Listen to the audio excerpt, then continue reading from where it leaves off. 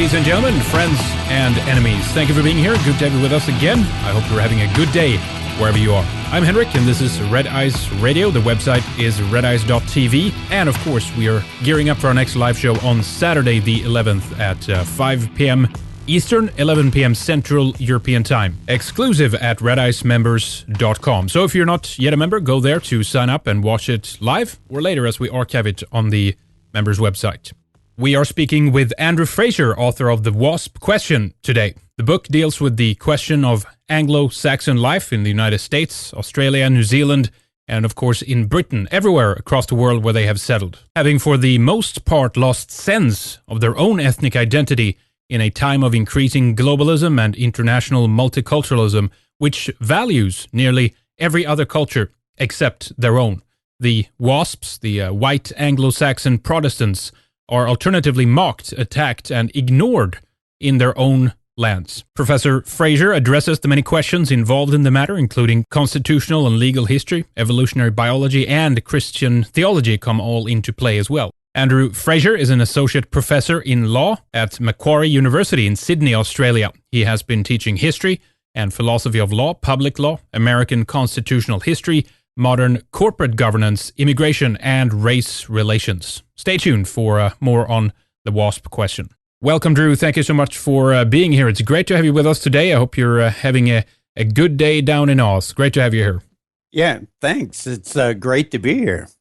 Well, thank you so much. I'm really looking forward to this. I've been familiar with some of your work for some time now. Of course, the Wasp Question is the book that really stands out to me. I know you have, of course, a new upcoming one that I do want to spend some time talking a bit about later as well. But one thing I want to address before we go into the meat of the Wasp Question is really, I guess, about your academic background. You taught legal history and constitutional law at Macquarie University in Sydney in Australia until you were suspended in 2005. Tell us a bit about this first. Well, I wrote a letter to one of those throwaway suburban newspapers after seeing a story which featured a picture of a 3 or 4 year old Negro girl with a headline, who I guess had been born in Australia, and the headline was, "Now my mom and dad are Aussies just like me." And that really sent me right over the edge. So I wrote a letter essentially saying that, look, if you really want crime and violence and a whole plethora of associated social problems, just keep bringing in more sub-Saharan Africans. And I'm afraid it didn't go down well with the university administration when they became aware of it. I bet not. And were you aware of that, or did you expect no one to read it maybe? Well, that's right. It was just a local paper. I didn't expect them even to publish it, actually, but they gave it first page. I mean, for them, I suppose it's a man bites dog sort of story, an academic actually criticizing immigration. Who's heard of such a thing? Yeah, that's true. Yeah, and my colleagues at the university were absolutely apoplectic. They immediately organized an anti-racist forum, which I attended, and I was allowed to speak for at least 90 seconds. So that's generous. Yeah, that's right. So where did these shocking, horrible racist opinions come from then? Explain that to us.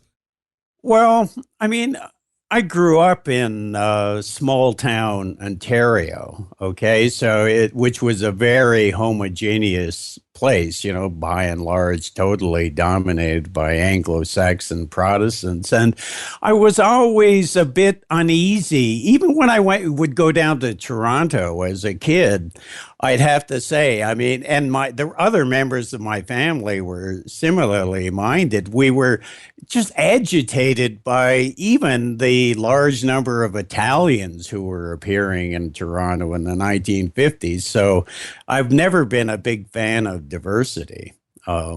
I'd have to say. Although my opposition to it was sort of more subliminal than articulated. Because, of course, in a university, I was an academic Marxist and so on. So it took me a while, really, to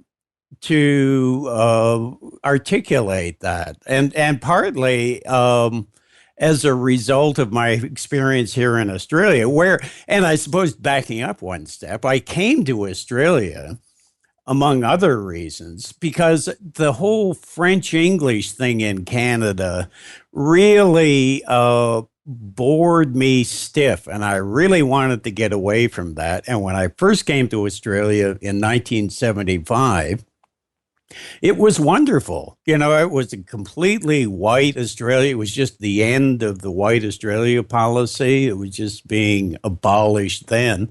And I loved it. And when over the course of the next 40 years, Sydney turned into this alien space, I really did become much more vocal in my opposition to all this. And when One Nation appeared in the 1990s, I was a big fan of that movement. And again, which outraged most of my colleagues. But so Right. that's just went from their point of view, I just went downhill from there. Right. But it took you a while to kind of get out from the classic lefty academic rut then? It was something that kind of slowly just transformed you, if I can put it that way. Yeah, that's right. Reality started to bite, I suppose. But almost as the university was concerned, this kind of came out of the blue, right, for them? Well, not really. In fact, I'd had several run-ins with the vice chancellor over related issues and so on. And largely, or at least in part, related to feminism. In fact, I mean, we had a female vice chancellor who expelled 9 men from the law school into our own little ghetto in the humanities department. And that included, a number of left-wing males. I mean, so I'd been steaming for years over the feminization of the university. So there were a whole host of issues that put me on the outer with the administration. So, yeah, definitely. I mean, I want to speak in greater detail today about what is happening in the Anglo-Saxon world. Yeah. And definitely let's talk about Australia a bit later. As I know you've seen it change, obviously, over the years as, so many countries in the West, obviously. But let's back up a bit first and tell us, I would assume that the university experience is something that spawned you to write The Wasp Question, the book, or how did that come together?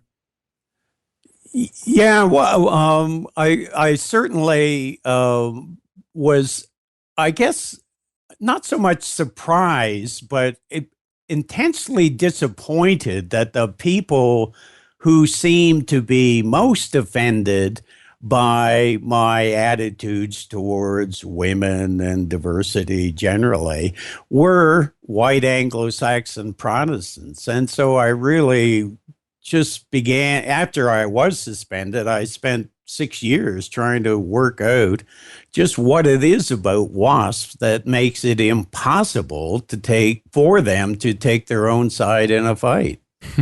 Yeah. And that's one of the reasons why in the subtitle of the WASP question, I refer to WASPs as the invisible race, because they really are invisible, especially to themselves. Right. They were so extremely dominating for a while, and then now, eventually, if we fast forward to today, they're practically, as you say, they are indeed invisible. Now, let's back up and try to crack this nut from the beginning, so to speak, and tell us more about where you begin the story to understand what has happened. But I guess we can begin to explain the success a bit of the Anglo-Saxons. I would assume that you begin talking about when they first migrated from southern Denmark, northern Germany, over to the British Isles in what, the anywhere between Yeah. 600, something like that, the migration age, right? Yeah. Yeah, that's right. And I was very struck when I was doing research for that on that period by a book written by a woman called Bertha Surtees Philpott back in the early 20th century. And she made an argument to the effect that kinship became much less important to the Anglo Saxons in England than it had been back in Germany, simply because they were mainly men who left, and their relationship to their warlord, if you like, was essentially a covenantal sort of relationship. And so it's sort of, I think, one of the germs of what is most striking about the Anglo-Saxon character, and that is its covenantal character. I mean, which one of the offshoots of that is the fact that the law of contract was essentially developed in England, and and it became possible because English people were very much accustomed to having trusting relationships with strangers, Yeah. and that made that made economic growth and development kind of much easier, and it worked a treat so long as English people were, in a sense, left in their own little bubble. Um, but once we've been introduced to people from other cultures and other races, we've tended to assume that we can trust them the way we trust each other. And I think that that's turned out to be a big mistake. It's just one of the things that's characteristic of English culture is the importance of the common law tradition. So it's a very legal kind of culture, and we're very accustomed to dealing with each other in legal or even legalistic ways because we feel we can trust each other. Well, people of Germanic stock certainly have been behind a lot of things, in inventions and everything else. But Yeah. why is Yeah. it, do you think, that it's when the Angles and the Saxons leave their homeland and go to England that a lot of things seem to go in a different direction? Why does that occur? Why do they become different, if you will? Well, I think it was that covenantal sort of thing. Apparently, according to Philpott, I mean, one of the uh, consequences of that, as between Germany, let's say, and England. In Germany, kinship remained much more important, and you never really developed the lordship principle in the way that the English did. Lords and their underlings, if you like, did develop covenantal relationships, I suppose, which made it easier to develop into, a polity, a unified national polity in a way that never really happened in Germany until well into the 19th century. So, Do you think that the lordship principle was a function that they had to enforce in order to kind of maintain the society in a cohesive way? Because when people leave in this way, when they get uprooted, deracinated, they do lose sense, obviously, of their past to a certain extent. So maybe a yeah. legal structure arose because they had lost, to a certain extent, some parts of their heritage, maybe.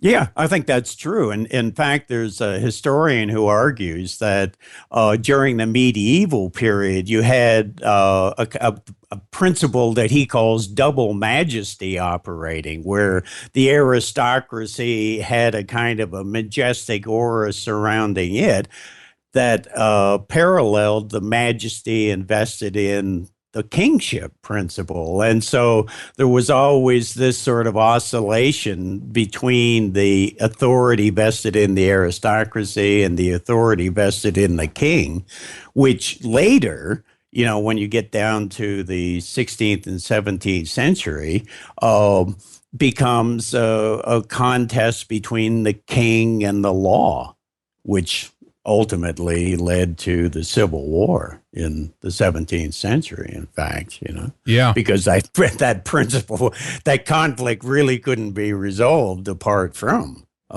Civil War. Interesting. What was it then about these people that managed to? I mean, they're still alive today, of course, but the organizational skill, the all these things that they develop, a legal system, an ability to survey almost in a similar way that the Romans did at their height. What else made them different? Well, I suppose the feudal system developed in conjunction with Christianity and the church and so on. You get it. So, like, one of the striking things about Europeans generally, or Northwestern Europeans generally, and the English in particular, is the way in which society developed a kind of a Trinitarian sort of structure, that matches, in a sense, the Trinity of the Godhead and a lot. You had those who prayed, those who fought, and those who worked. And even in the ninth century, Alfred the Great was remarking upon how his authority rested upon that sort of tri-functional social order. And it really developed a kind of a harmony between those three elements of the social order that really only began to break down in the 17th century with the rise of the Puritans and so on. Right, exactly. Yeah. There's so many that have attempted to conquer and subjugate England, and I part of me has always been curious why. You had of course, invasion of the Danes later, the Normans through the Viking bloodlines in France. Yeah. Then you had William of Orange later. Many of these people, in many regards, more or less of the same stock as well, that has poured into England. Yeah. Was that anything that stood out to you in your research? Why was this such an important island? Why was it an important island? Well, I mean, I suppose it really, the distance, the relative isolation from the continent made it possible when the Danes and then the Normans come in, for them to be absorbed into the people who were already there, the old English people. They had developed a kind of a national identity even before the Norman invasion, and indeed during the Viking invasions. Alfred the Great, in effect, seems to have been the person, the ruler, who actually, in effect, played the decisive role in the creation of an old English people with a consciousness of their own distinct identity and so on. Right, exactly. I mean, when the Angles and the Saxons came over, they did bring some of their pagan ways. There was all runic monuments in England and stuff like that still, but really, to a certain extent, maybe the Christianization of the Angles and the Saxons was what contributed to them transforming the way they did. I don't know if you see that as a good or a bad thing, but it's clear that gave them a different tone, shall we say, than the rest of the Germanic people that was still on the continent, right? Yeah.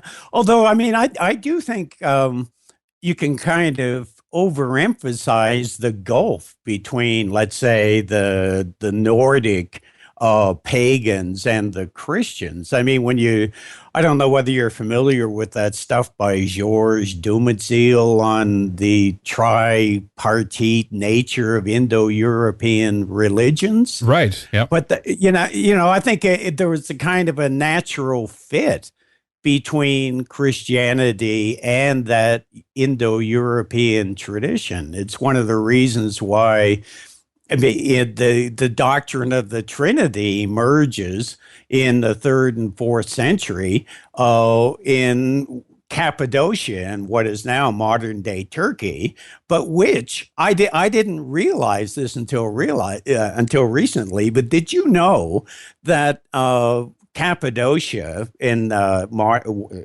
Turkey was actually settled by the Celts. Right. Okay. Interesting. And so I'm sure that they, their tri-functional social order and their tripartite Trinitarian religion really provided a kind of a seedbed for the transmission of Christian ideas into the European world, in a way similar to the way in which the Greco-Roman culture of the time also facilitated the transmission of those Christian ideas.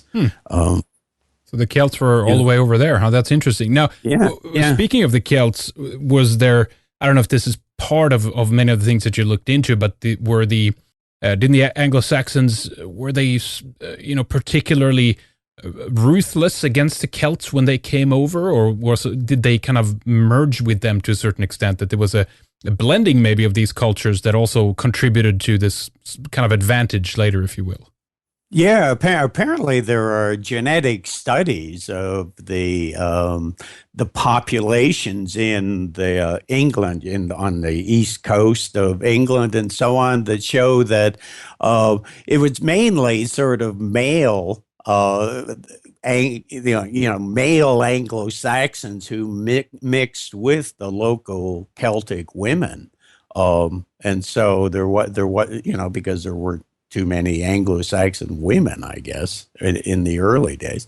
And so, yes, they did seem to mix. And there weren't that many Anglo-Saxon invaders relative to the native population. So, yeah, once again, they seem to have formed a kind of hybrid culture in a way.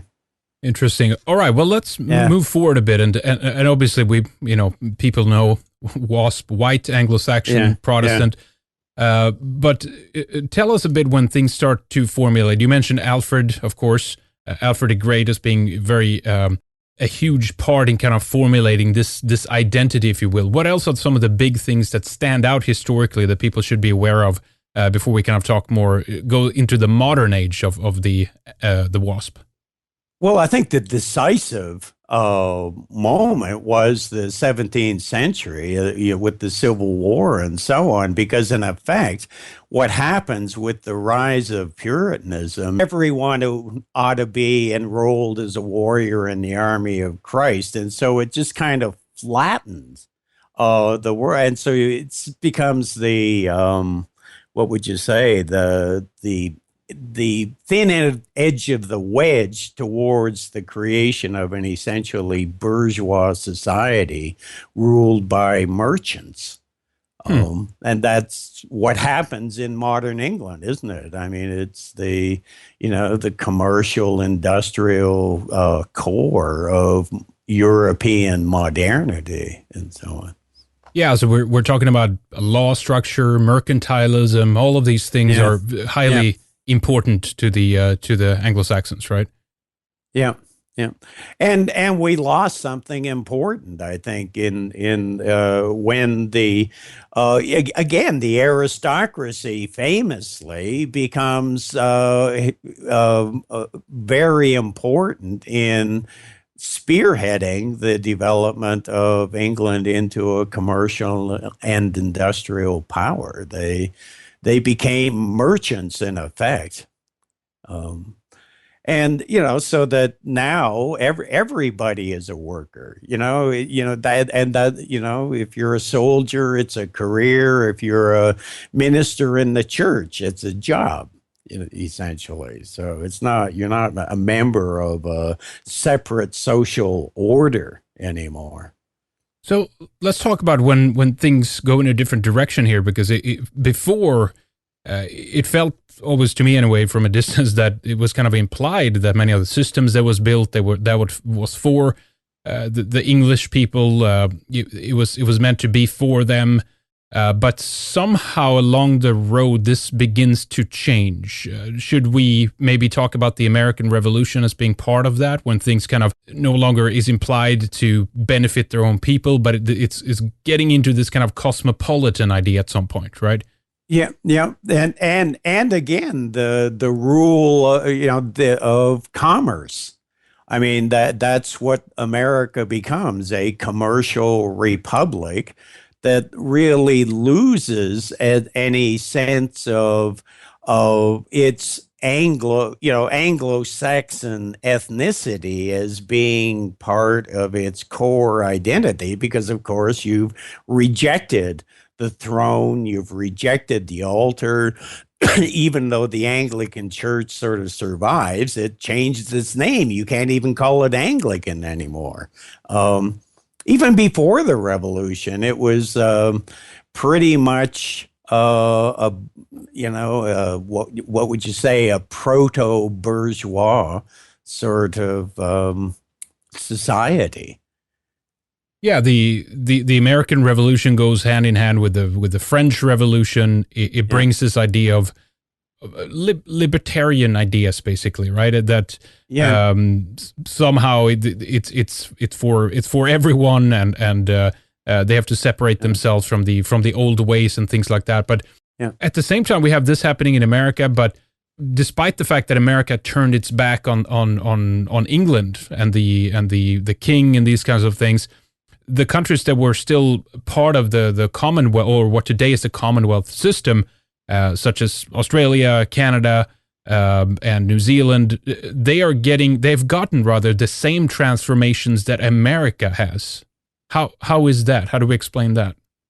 Oh, well, I suppose in the 20th century, essentially, the American Empire displaced the British Empire. I mean, Right. if you want to give it a date, I mean, World War II. I mean, in 1942, essentially, the American Army under General MacArthur takes over the defense of Australia. The British Empire is over. Um, by the 60s, the Britain has joined the common market. It's Hollywood has taken over Australian culture, and of course in Canada, even more so. Um, Yeah. yeah, I mean that was one of the things, when I was a kid in high school. I actually got thrown out of high school for briefly because what would this have been? Maybe 1962, 63, because I refused to stand up for God Save the Queen in an assembly. Hmm. And I guess looking back on that, trying to work out what was going on in my mind, I think on some level, I was just kind of aware that Britain, the monarchy, all of that was losing its relevance to Canada. Because Britain was clearly no longer interested in maintaining that imperial or anything like an imperial relationship with Canada. And so, the same thing was happening in Australia and New Zealand. I mean, people really felt a strong sense of abandonment, in effect, by Britain. And the Americans essentially came in to fill that, what would you say, political vacuum. Right. Right. Exactly. Yeah. You know what? Let me back up here a little bit too, because I've just thought of something that I missed here. A big point in this. Many of the kind of patriots in America today, they obviously venerate the Constitution, but going further back than that, you have the Magna Carta, for example. These are unique ideas at the time. Obviously, it's big. Yeah. I think this has helped to lead a country like America into becoming like a shared identity of civic nationalism, as opposed Yeah. to an ethnic based one, which is more tribal in the sense that the old European societies were. What can we Mhm. say about that period and the Magna Carta and the Constitution and kind of what America has become today? It's a big question, big point, of course. But what should we Yeah. know about how those things kind of have arisen? Well, it relates to what we were talking about earlier. If you think about the development of England and later Great Britain, Um, Over time, I mean, the idea of the Constitution becomes very important to the British as well. And in effect, I mean, that's the law, the Constitution become the way in which the British people conceive their collective identity. And a fortiori in America, the cult of the Constitution became the only source of collective identity for Americans, other than the fact, I guess, that they were white as compared to the black slaves and so on in the South. Yeah. So, I mean, the cult of the Constitution was important in Britain, but still, people thought of themselves as English, Irish, Scottish, or Welsh. In America, even the Anglo-Saxons sort of really weren't able to retain that ethnic identification after the revolution. And so they thought of themselves. I mean, let's put it this way. I mean, like if you think about race, I think it's important to recognize that, race has a kind of a biological element. It also has an ethnic element, and it also has a very important theological kind of element that, like in Britain, for example, after the Civil War, Britons with the Britain with an O, thought of themselves as a Protestant nation. And Anglicanism became an important element in the creation of that English identity in particular. But in the United States, the revolution was, in a sense, a kind of a war of religion, rejecting that Anglican identity in favor of, one or other sort of dissenting creed. You're a Methodist or a Presbyterian or whatever, and there was no common sort of theology of what it meant to be American, other than the cult of the Constitution, which is really, is the theological element to Americans' national identity. How much do you attribute that particular, how that played out to the fact that there was a lot of Freemasons involved at the time in helping to shape the American Revolution, right? George Washington, Benjamin Franklin, all these people, they were kind of steeped in this idea of, no religion. It's it's the great architect of the universe. You can believe in whatever God you want to believe in. It's kind of obviously coupled with the French Revolution again. I'm back to that point again of these Jacobins and these people who were very much about, liberty above everything else, right? Yeah.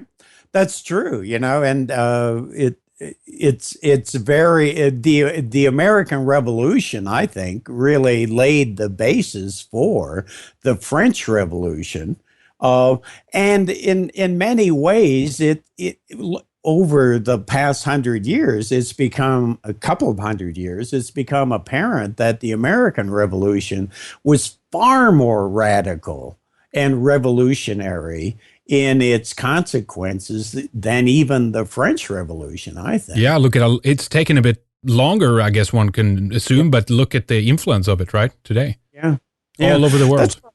Yeah, I try to sort of lay that out in the WASP question, by talking about the essentially the way in which there have been four republics, at least in the United States. It's much like France. We're down to the fifth republic in France. We're into the fourth republic in the United States. And the first American republic was kind of a federal republic, which was based upon the idea of liberty.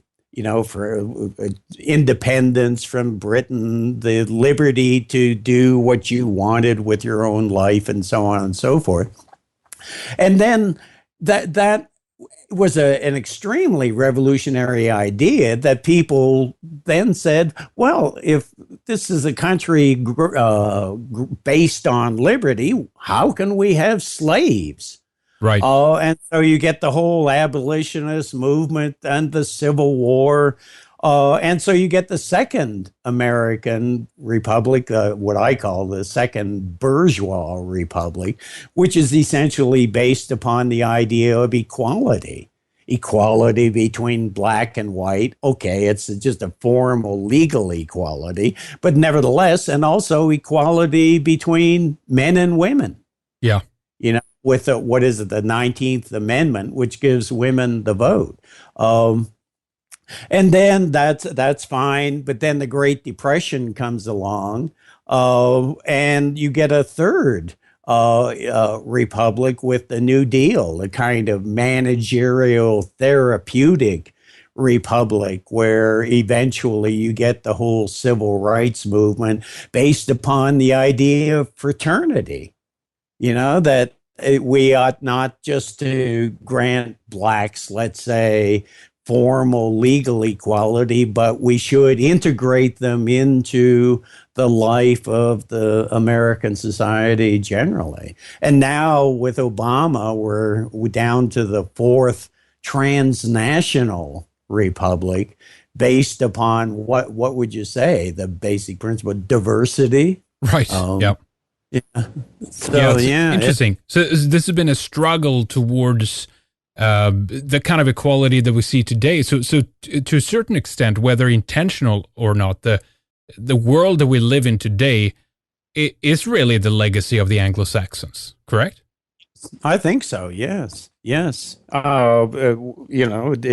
live in the American Empire. The entire world does, except for, I suppose, Russia and China.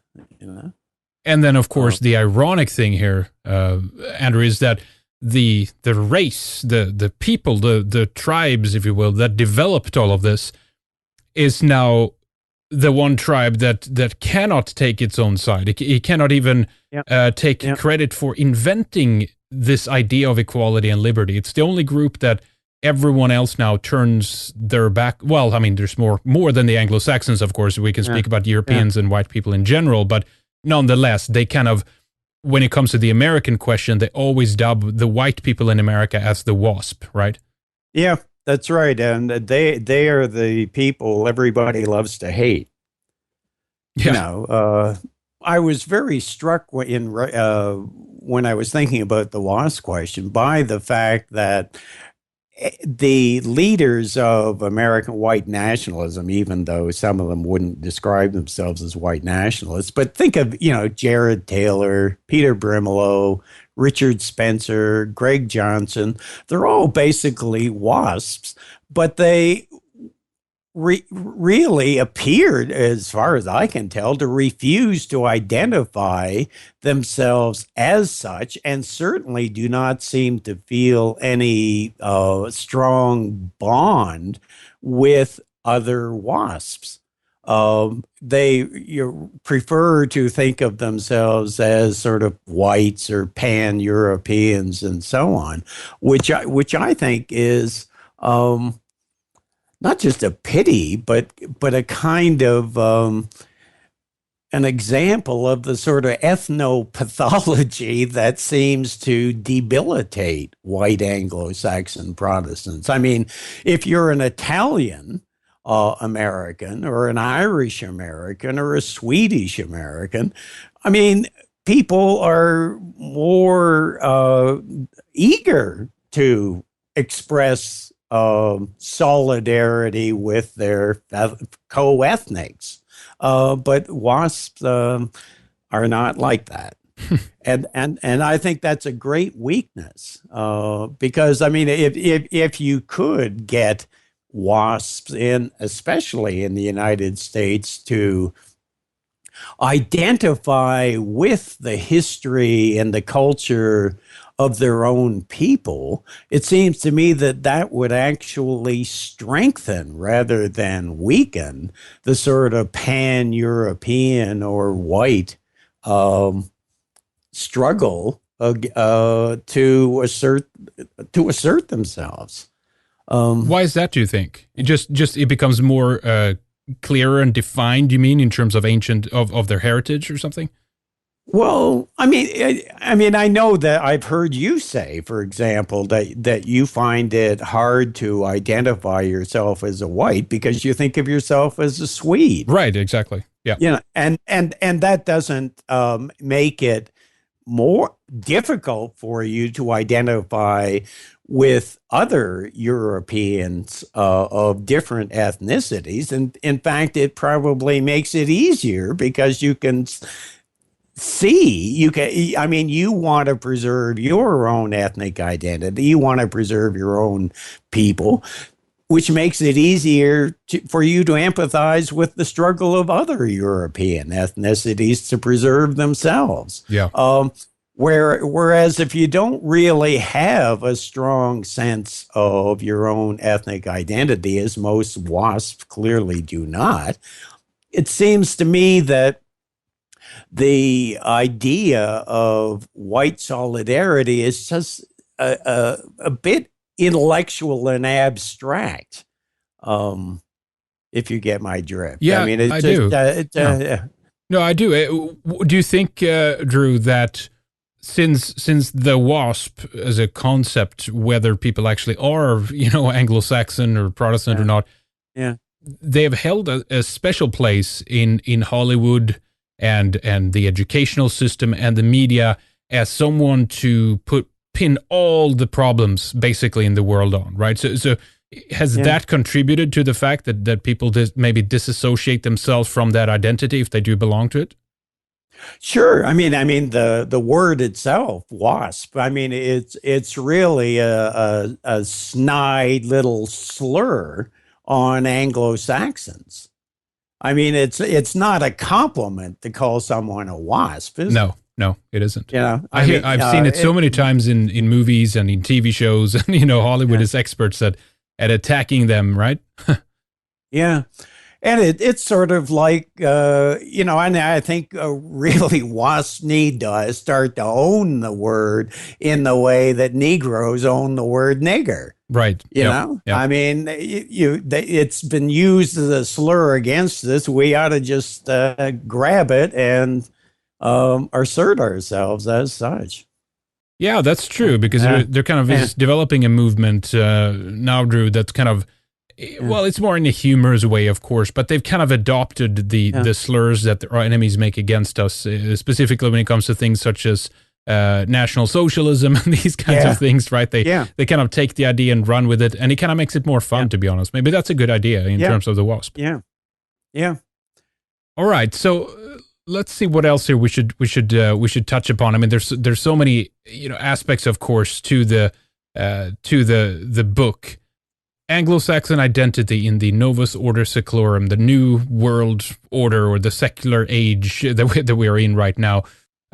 What else do you think we should say about the kind of world that's developed now? Let's talk a bit about this idea of diversity and these kinds of issues. I mean, obviously, the situation that we find ourselves in, whether it's America, whether it's unfortunately now largely any European country or where Europeans dwell, if any person, no matter what race, background, biology, what have you, if they hold a passport from X country, then they pretty much consider themselves to come from that country, right? That's really where things have developed. And on the other hand, if someone, if a white person who holds a Japanese passport claims that they are Japanese, people would, of course, laugh at them. There's actually examples of this, and people who have written articles about that very fact, and they're so upset over the fact that when they come to like certain Middle Eastern countries and African countries, they all laugh at this white person for having a Japanese passport. But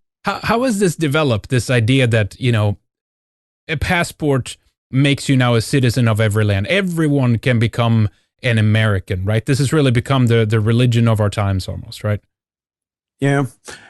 Well, I mean, it's especially interesting from the point of view of people from Canada, Australia, and New Zealand, I think, because in fact, up until 1948, there was no such thing as a Canadian citizen, an Australian citizen, or a New Zealand citizen. We were all British subjects.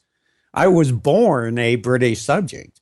And Canadian citizenship came in the 1948, and even then it was kind of what would you say, an abstraction, divorced from any clear ethnic identity, because of course you had English Canadians and you had French Canadians. Mm-hmm.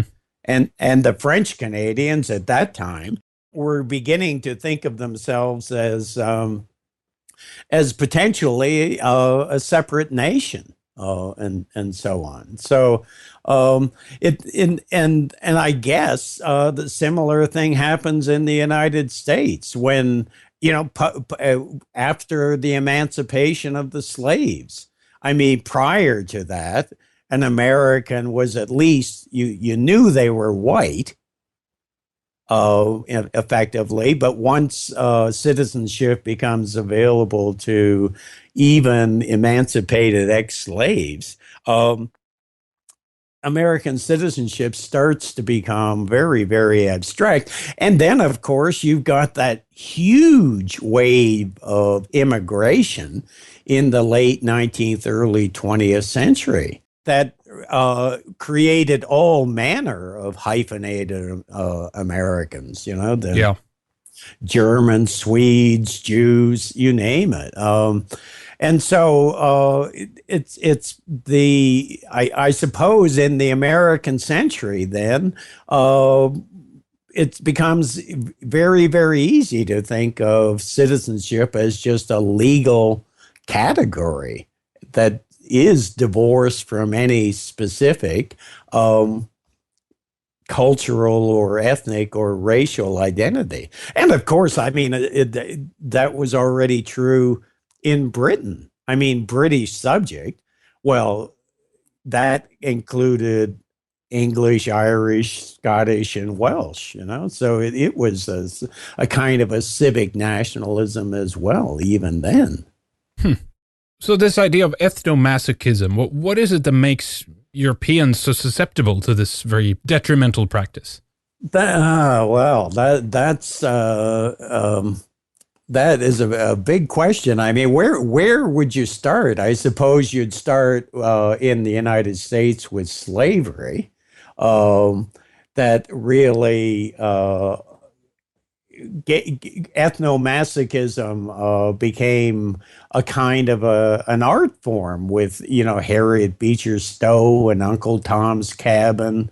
It was just the idea of white Southerners was something that, was innately evil in the eyes of Yankeedom. And then, of course, World War II, National Socialism, the Holocaust religion and so on. I mean, it's, I mean, there's no end of explanations, is there? I mean, South Africa apartheid, what haven't we done? Right. To feel bad about ourselves, Yeah, and then we feel good about feeling bad about ourselves, like Jared Taylor has said. Exactly. Yeah, that's right. It becomes a sign of virtue to denounce your own ancestors. Truly remarkable. Talk to us a bit about the third part of the book, the prognosis, the return of the repressed. Tell us a bit about this. Well, it does seem to me that Anglo-Saxons really do need to get a sense of themselves as outside England, in particular, as a diaspora community, on a par with the Jews or any other diaspora community. It seems to me that that's something that is not only desirable, but it's also sort of possible, especially in Canada, Australia, New Zealand, and the UK. I mean, we still do have institutions like the monarchy that do, at least implicitly, put a stamp of a common identity on Anglo-Saxons wherever they are in the world. And I think it's important that we try to nurture that sense of Anglo-Saxon identity. And this is one of the reasons why I think, it's absolutely vital, not just to find institutions outside the state that are capable of nurturing that. And I think in particular, probably foolishly, of the Anglican Church as being one of those institutions that certainly ought to be trying to give its parishioners, if you like, some sense of their history and culture and so on. But of course, that is a big struggle in itself, because the Anglican Church now understands itself as a globalist institution. So, and that's why I think it's nevertheless important to struggle against that. But monarchy, church, are two of the institutions, I think, that they can begin to. I mean, it's at least a theoretical possibility. I'm not sure I'd really want to press it beyond that at this point, but it is possible for the monarchy and the Anglican Church to return to their roots as the vehicles for a collective ethno-culture and ethnic identity. And the church in particular, this is why I think the whole idea of ethnotheology is really crucial in the development of the Anglo-Saxon people. We really do need to get a sense of our ethnic identity as a way of as a kind of a religious experience again. Right. Yeah, that's an important point. And by the way, I just want to squeeze in here quickly that of course, you have an upcoming book here called Dissident Dispatches from Divinity School that I'd like to ask you a bit more about later. But, one of the things that you end the book with is postmodern rebirth of Anglo-Saxon Christendom. Can you explain a bit more about this and also kind of tell us how you see the church in being, culprits in pushing the multicultural agenda? And also maybe if they've done some good things, maybe in the past, to resist that. Okay. Well, essentially, what I'm trying to argue is that again, to go back to my earlier point, about the Trinitarian nature of race, if you like. I mean, you've got race as biology, race as ethnicity, and race as theology. And if you don't have all three of those elements involved in the construction of your collective ethnic or national identity, something is definitely missing, and something is going to go wrong with you as a people. And so essentially what I'm trying to do in the last part of that book is think about ways in which you could a Christian ethnotheology could become a crucial building block in the recovery of our sense of collective identity. Does that make any sense at all? Yeah, sure. I see what you're saying. And it's the problem is that, as I was saying, and it's most acute, obviously, in the United States. If you don't have a Christian ethno-theology, you're going to have a theological dimension to your concept of collective identity, whether you know it or not. And in the United States, that's historically has been that function has been served by the cult of the Constitution. But now, I mean, let's say on the alt-right, I mean, people have, by and large, no longer seem to identify with Christianity. They no longer even identify with the cult of the Constitution. And the question is, what sort of religious element is there in the kind of white identity that the alt-right wants to construct? I really think there's a big hole there.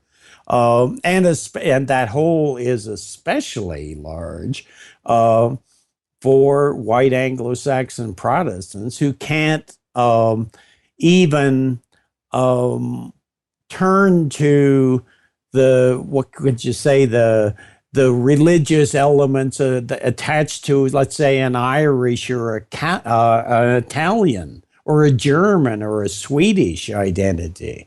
And so unless that theological issue is addressed, there are going to be all sorts of pathologies developing within Anglo-Saxon ethnic groups. I mean, it's just which you can see. I mean, all around us. I mean, WASPs are really in a bad way.